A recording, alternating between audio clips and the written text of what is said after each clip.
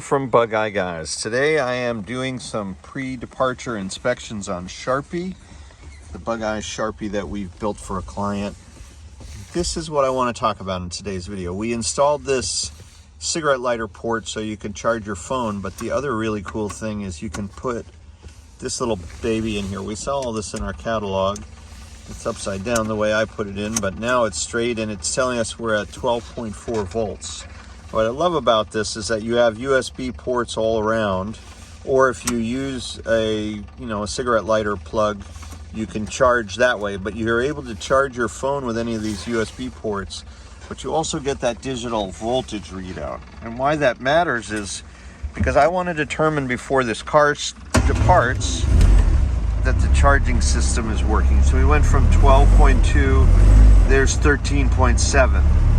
So I didn't take much juice out of a fully charged battery, but it is replenishing and putting out 13.8.